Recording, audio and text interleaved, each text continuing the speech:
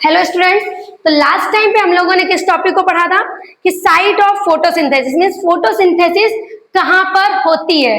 तो हम लोगों ने पढ़ा था कि लीव्स में होती है, और लीव्स में किसमें, स्पेशली जिन लीव्स में क्लोरोप्लास्ट ज्यादा अमाउंट में होता है, जैसे कि mesophyll parenchyma, I mean spongy parenchyma and elongated parenchyma. कौन सी थी हमारी?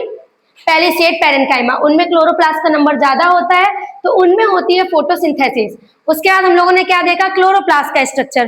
क्लोरोप्लास्ट के स्ट्रक्चर में हम लोगों ने क्या देखा था कि क्लोरोप्लास्ट जो होता है वो डबल मेम्ब्रेनस ऑर्गेनल होता है, और उसमें कॉइन लाइक स्ट्रक्चर्स होते हैं। उस कॉइन लाइक स्ट्रक्चर को हम लोग क्या बोलते थे? थाइलेक्वाइड बोलते थे। लास्ट टाइम पर हमने आप लोग को पूरा का पूरा स्ट्रक्चर क्लोरोप्लास्ट का बताया था, जिसमें आज हम लोगों को मेनली दो पार्ट को उसमें याद रखना है। ये जो कॉइन लाइक स्ट्रक्चर है थाइलेक्वाइड, जिनके ग्रुप को हम बोलते हैं ग्रेना, जिनके ग्रुप को क्या बोलते हैं? ग्रेना। और दूसरा कौन सा स्ट्रक्चर में, कौन सा पार्ट इसमें याद रखना है? स्ट्रोमा, जो उसमें स्पेस था जिसमें फ्लूइड फिल रहता है, इसमें डीएनए अदर ऑर्गेनल्स प्रेजेंट रहते हैं, तो उसे हम क्या बोलते हैं? स्ट्रोमा बोलते हैं। तो दो चीजें हमें याद रखनी है, number one thylakoid and number two stroma. आज हमने क्या बोला था कि क्या पढ़ेंगे? तो आज हम पढ़ेंगे mechanism of photosynthesis. Mechanism of photosynthesis. Photosynthesis की रिएक्शन को पढ़ चुके हैं हम लोग। फोटोसिंथेसिस कहाँ होती है? लीव्स में। लीव्स में कहाँ होती है? किन सेल में? तो पहली सेट पैरेन्काइमा, स्पॉन्जी पैरेन्काइमा में होती है। उनमें किसमें? क्लोरोप्लास्ट में। अब हम पढ़ेंगे क्लोरोप्लास्ट में कहाँ पर होती है और क्या होती है फोटोसिंथेसिस। तो इसमें हम लोग किसमें पढ़ेंगे? आधी रिएक्शन जो होती है, हाफ रिएक्शन फोटोसिंथेसिस को थाइलेक्वाइड्स में होती है, और हाफ रिएक्शन जो है वो स्ट्रोमा में होगी। पहले रिएक्शन किसमें होगी? हाफ रिएक्शन थाइलेक्वाइड में होगी। सेकेंड हाफ रिएक्शन कहां पर होगी? सेकेंड हाफ रिएक्शन होगी स्ट्रोमा में। तब बनेगा फाइनल प्रोडक्ट ऑफ फोटोसिंथेसिस। तो फाइनल प्रोडक्ट फोटोसिंथेसिस का क्या होता है? ग्लूकोज होता है। तो पहली हाफ रिएक्शन कहां पर होगी? थाइलेक्वाइड में। सेकेंड हाफ रिएक्शन स्ट्रोमा में। तो सबसे इंपॉर्टेंट बात यह है कि जो फोटोसिंथेसिस की मैकेनिज्म है वो कितने स्टेप में कंप्लीट हो रही है? 2 स्टेप्स में। तो it completed in mainly 2 steps. It completed in 2 steps. कि कितने स्टेप में कंप्लीट हो रही है? 2 स्टेप में। इसके पहले स्टेप को हम बोलते हैं लाइट रिएक्शन। पहले स्टेप को क्या बोलते हैं? Light reaction. और दूसरे स्टेप को क्या बोलते हैं? Dark reaction. दूसरे स्टेप को बोलते हैं लाइट रिएक्शन। एक बात का याद रखना, ऐसा नहीं है कि लाइट रिएक्शन में अलग प्रोडक्ट बनेगा और डार्क रिएक्शन में अलग प्रोडक्ट बनेगा। दोनों रिएक्शन होने के बाद ही फाइनल प्रोडक्ट बनेगा। पहले कौन सी रिएक्शन होगी? Light reaction. उसके बाद कौन सी रिएक्शन होगी? Dark reaction. तब फोटोसिंथेसिस को कंप्लीट माना जाएगा। तो पहले हमें पढ़नी है लाइट रिएक्शन, और उसके बाद हम पढ़ेंगे डार्क रिएक्शन। तो इसके लिए हम जानते हैं लाइट रिएक्शन जो होती है वो होती है लाइट डिपेंडेंट। कैसी होती है? Light dependent. मतलब इसको लाइट की जरूरत है ही, बिना लाइट के ये नहीं होगी। और जो डार्क रिएक्शन है ये लाइट इंडिपेंडेंट।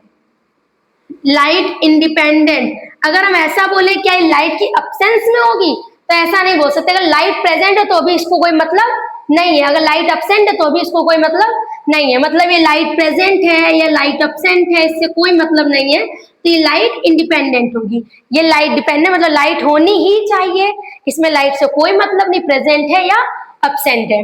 दूसरे टॉपिक, दूसरे स्टेप की बात करते हैं। इसमें जो लाइट रिएक्शन है इसको सबसे पहले देखा था किसने? रॉबिन हिल ने। सबसे पहले इसको किसने देखा था? रॉबिन हिल ने। इसीलिए हम लोग इसको हिल्स रिएक्शन भी बोल सकते हैं। क्या बोल सकते हैं? Hills reaction. तो डार्क रिएक्शन को सबसे पहले किसने देखा था? डार्क रिएक्शन को देखा था ब्लैकमैन ने। उन साइंटिस्ट का नाम क्या था? ब्लैकमैन। इसीलिए हम लोग इसको ब्लैकमैन के बेसिस पे बोलते हैं Blackman reaction. Blackman reaction. Light reaction को बोलेंगे हिल्स रिएक्शन, और ब्लैकमैन यानी डार्क रिएक्शन को बोलेंगे ब्लैकमैन रिएक्शन, क्योंकि इसकी डिस्कवरी की थी ब्लैकमैन ने, इसकी डिस्कवरी की थी रॉबिन हिल ने। नेक्स्ट बात करते हैं हम लोग थर्ड पॉइंट कि जो लाइट रिएक्शन है वो कहां पर होगी? थाइलेक्वाइड में। थाइलेक्वाइड या थाइलेक्वाइड के ग्रुप को क्या बोलते हैं? ग्रेना बोलते हैं। तो अगर किसी क्वेश्चन में लिखा हो कि थाइलेक्वाइड में होती है या ग्रेनम में होती है या ग्रेना में होती है, तो तीनों ही वर्ड हम लोग यहाँ पे यूज कर सकते हैं, क्योंकि थाइलेक्वाइड के ग्रुप को क्या बोला था हम लोगों ने कल? ग्रेनम। एंड ग्रेनम के ग्रुप को क्या बोला था? ग्रेना। तो थाइलेक्वाइड, ग्रेनम या ग्रेना किसी में भी हो सकती है। कौन सी reaction? Light reaction. Dark reaction कहां पर होती है? डार्क रिएक्शन होती है इन स्ट्रोमा। इसको लिख लेते हैं, इन थाइलेक्वाइड और ग्रेना। ये वाली कहां पर होगी? स्ट्रोमा। लास्ट में जो हमने आप लोगों को बताया था कि स्ट्रक्चर ऑफ क्लोरोप्लास्ट, तो बताया जो थाइलेक्वाइड्स होते हैं उन पर प्रेजेंट होता है क्लोरोफिल पिगमेंट। कौन सा पिगमेंट प्रेजेंट होता है? Chlorophyll pigment, green colour pigment, जिसकी वजह से प्लांट पार्ट और वेजिटेबल्स वगैरह ग्रीन होती हैं। तो ग्रीन कलर का जो पिगमेंट होता है उसे क्या बोलते हैं? क्लोरोफिल पिगमेंट, जो प्रेजेंट होता है थाइलेक्वाइड में। इसकी एक बहुत इंपॉर्टेंट बात बताई थी, ये क्या करता है? लाइट को ट्रैप करता है। ये लाइट को, जैसे खाना बनाने के लिए हमें गैस की जरूरत होती है, वैसे ही प्लांट को भी खाना बनाने के लिए हीट या लाइट की जरूरत पड़ती है।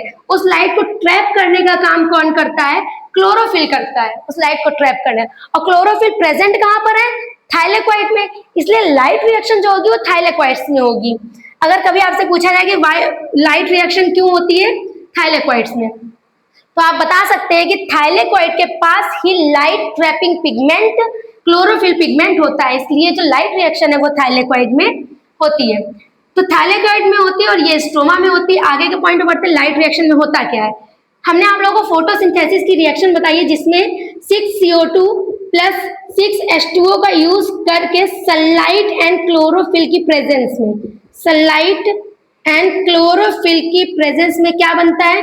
C6H12O6 एंड 6O2 ये बनता है। इसमें कहीं पर एटीपी का फॉर्मेशन हो रहा है? एटीपी का फॉर्मेशन नहीं होता है फाइनल में, फाइनल स्टेप में कहीं भी एटीपी का फॉर्मेशन नहीं सुना होगा। लेकिन फोटोसिंथेसिस में एटीपी और NADPH2 का मींस एनर्जी के सोर्सेस का प्रोडक्शन होता है। अगर आप इस रिएक्शन को देखेंगे तो आपको लगेगा कि इसमें तो एटीपी का फॉर्मेशन नहीं हुआ है, बिकॉज फाइनल प्रोडक्ट में एटीपी का फॉर्मेशन नहीं लिखा हुआ है। लेकिन अब बताते हैं आपको, ये जो पूरी रिएक्शन है 2 स्टेप में कंप्लीट हुई है। तो यहाँ पे मेन बात करने जा रहे हैं कि इस स्टेप में क्या होता है और इस स्टेप में क्या होता है। आइए देखते हैं। सबसे पहले इसमें क्या होता है? इसमें होती है photolysis. Photolysis, photo means light की प्रेजेंस में, लिसिस मीन्स ब्रेक डाउन होना। फोटो मीन्स क्या होता है? Presence of light, in presence of light. और लिसिस मीन्स क्या होता है? ब्रेक डाउन, किसी चीज का ब्रेक डाउन होना। तो लाइट की प्रेजेंस में अगर किसी चीज का ब्रेक डाउन हो रहा है तो उसको बोलते हैं फोटोलिसिस। तो लाइट रिएक्शन में लाइट की प्रेजेंस में ब्रेक डाउन होता है ऑफ H2O। किसका? वाटर का ब्रेक डाउन होता है।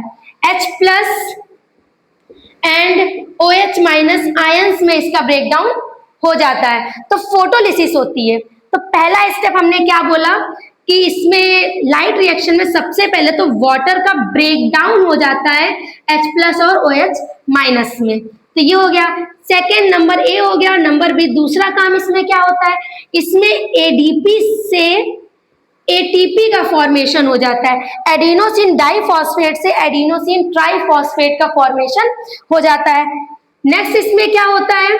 इसमें NADP से NADPH2 का फॉर्मेशन हो जाता है। NADPH2 का फॉर्मेशन हो जाता है। तो इसमें ये मेन 3 काम होते हैं। आप देख रहे हैं इसमें यहाँ पे भी ग्लूकोज और ऑक्सीजन का कहीं भी किसी भी जगह पे बात नहीं की गई है। मतलब जो लाइट रिएक्शन होती है उसमें ये फाइनल प्रोडक्ट्स नहीं बनते हैं।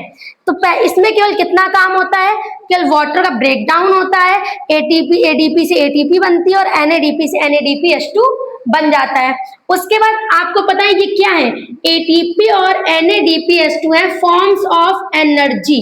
ये क्या है? फॉर्म्स ऑफ एनर्जी है, ठीक है। तो इस एनर्जी का यूज करते हैं और आगे ये प्रोडक्ट कहाँ भेज दिया जाता है? Stroma of chloroplast. तो क्लोरोप्लास्ट, पहले ये सारी रिएक्शन जितनी मैंने आपको इधर बताई वो सारी रिएक्शन कहाँ पर हो रही है? इस थाइलेक्वाइड के अंदर। यानी लाइट रिएक्शन कहाँ पर हो रही है? इस थाइलेक्वाइड के, इस ग्रेना के अंदर। फिर जो प्रोडक्ट बना, वाटर की फोटोलिसिस हुई, फोटोलिसिस ऑफ वाटर। उसके बाद सारा प्रोडक्ट ATP और NADPH2 कहाँ भेज दिया गया है? स्ट्रोमा में भेज दिया गया है। अब स्ट्रोमा में क्या होता है? प्रेजेंट होता है CO2। क्या प्रेजेंट होता है? CO2 मॉलिक्यूल्स प्रेजेंट होते हैं और CO2 मॉलिक्यूल्स इसकी एनर्जी का यूज करते हैं और यहाँ पर इन आयंस का यूज करते हैं और यहाँ पर CO2 जो है वो क्या बना लेते हैं, ग्लूकोज C6H12O6 और यहाँ पर आयंस का ब्रेकडाउन हुआ था, यहीं पे सेकेंड स्टेप में बन जाती है हमारी O2 यानी कि ऑक्सीजन गैस बन जाती है।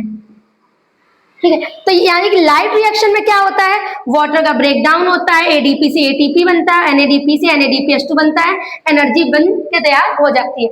इस एनर्जी का यूज होता है कहाँ, डार्क रिएक्शन में, और डार्क रिएक्शन हमारी स्ट्रोमा में होती है जहाँ पे CO2 का यूज करके ग्लूकोज को बना दिया जाता है।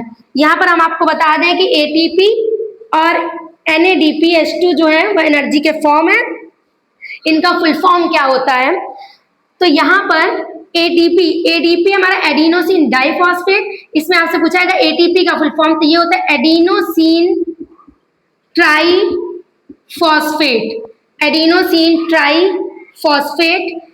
और अगर यहाँ पर M है तो एडिनोसिन मोनोफॉस्फेट हो जाएगा, अगर D है तो डाइफॉस्फेट हो जाएगा, T है तो ट्राइफॉस्फेट हो जाएगा। और 3 फॉस्फेट से ज्यादा एडिनोसिन के साथ नहीं जुड़ सकते, इसलिए इसके आगे टेट्रा या पेंटाफॉस्फेट हम लोग यूज नहीं करते हैं। इसका एडिनोसिन टेट्राफॉस्फेट जैसा कोई स्ट्रक्चर नहीं होता है क्योंकि ट्राइफॉस्फेट से ज्यादा नहीं जुड़ सकता है।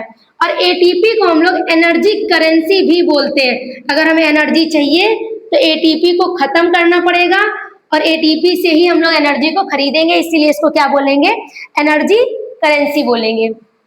उसके बाद एक इंपॉर्टेंट बात और ये कि जो NADPH होता है, NADPH में 3 ATP होते हैं। कितने ATP होते हैं, 3 ATP। तो अगर कोई पूछे कि एक ATP बनने में ज्यादा एनर्जी मिलेगी या एक NADPH2 बनने में ज्यादा एनर्जी मिलेगी, तो एक ATP तो खुद में सिर्फ एक ATP है ना, लेकिन एक NADPH2 में हमें कितनी ATP मिल रही है, 3 ATP मिल रही है, तो एक ATP से एक NADPH2 बनने से ज्यादा प्रॉफिट होगा। आप इसको हायर लेवल पे 11th क्लास में जब फोटोसिंथेसिस को डिटेल में पढ़ते हैं, ये एक डिटेल टॉपिक है, तो उसमें आपको पता चलता है कि एक NADPH2 से 3 ATP का फॉर्मेशन कैसे होता है, किस प्रोसेस में। फोटोसिंथेसिस का प्रोसेस जो है बहुत लंबा प्रोसेस, इसमें आपको पता चलेगा कि टोटल 36 ATP या रेस्पिरेशन में कैसे कितनी ATP खर्च होते हैं, कहाँ पर कितने बनते हैं, या आप 11th में इसको डिटेल में टॉपिक इसको पढ़ते हैं। तो आज हम लोगों ने क्या पढ़ा है, मैकेनिज्म ऑफ फोटोसिंथेसिस, जो 2 स्टेप में कंप्लीट हो रही है, लाइट रिएक्शन और डार्क रिएक्शन। लाइट रिएक्शन कहाँ हो रही है, थाइलेकॉइड में। डार्क रिएक्शन कहाँ हो रही है, स्ट्रोमा में। ये लाइट डिपेंडेंट है, ये लाइट इंडिपेंडेंट है। इसको रॉबिन हिल ने डिस्कवर किया था, इसको ब्लैकमैन ने डिस्कवर किया था, इसलिए इसको हिल रिएक्शन बोलेंगे और इसको ब्लैकमैन रिएक्शन बोलेंगे। और हमने बताया कि पहले ये स्टेप होगा, जब ये स्टेप ट्रांसफर कर दिया जाएगा स्ट्रोमा में, तो उसके बाद क्या बनेगा, हमारा फाइनल प्रोडक्ट बनेगा। फाइनल प्रोडक्ट क्या है, ग्लूकोज।